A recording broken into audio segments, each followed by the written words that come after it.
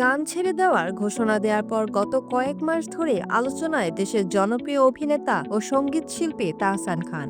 সঙ্গীত থেকে সরে যাওয়া নিয়ে নানা ধরনের আলোচনা ও চর্চা চলছে। ভক্ত, শুভাকাঙ্ক্ষী ও নেটিজেনরা বিভিন্ন সময় নানা মন্তব্য করছেন তাকে নিয়ে। এর মধ্যে অনেকেই মনে করছেন ধর্মের টানে গান থেকে সরে এসেছেন তিনি।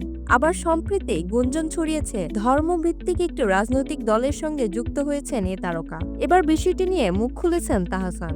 সম্প্রতি রাজধানীতে আয়োজিত এক অনুষ্ঠানে এ নিয়ে কথা বলেছেন গায়ক তাহসান। এ সময় তিনি বলেন, মেলবোর্নের কনসার্টে গান ছেড়ে দেওয়ার কথা বলেছি, তখন খুব কম মানুষ ছিল, কিন্তু সেটি যে এভাবে দেশব্যাপী ছড়িয়ে যাবে, জাতীয় ইস্যুতে পরিণত হবে তা ভাবিনি। অভিনয় থেকে যেভাবে ধীরে ধীরে বিরতি নিয়েছি, সেভাবে গান থেকেও বিরতি নেব।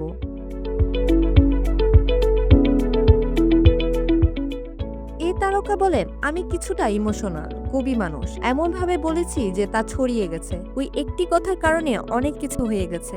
এক জায়গায় দেখলাম আমার ছবিতে টুপি নিয়ে একটি রাজনৈতিক দলের সঙ্গে জুড়ে দেওয়া হয়েছে, আমি নাকি রাজনীতি করছি।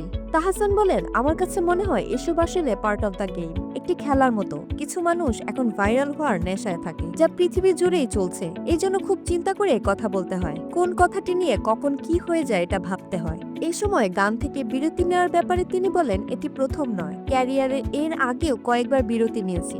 ব্ল্যাক ব্যান্ড ছেড়ে একক ক্যারিয়ার শুরুর সময় বছর লাইভ পারফরমেন্স বন্ধ রেখেছিলাম।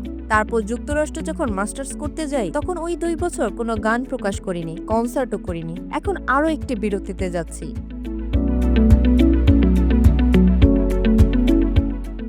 এছাড়াও তাহসান বলেন, আমার কাছে মনে হয়েছে গত 25 বছর যতটা ভালোবাসা পাওয়ার কথা ছিল আমার, তার থেকে অনেক বেশি পেয়েছি।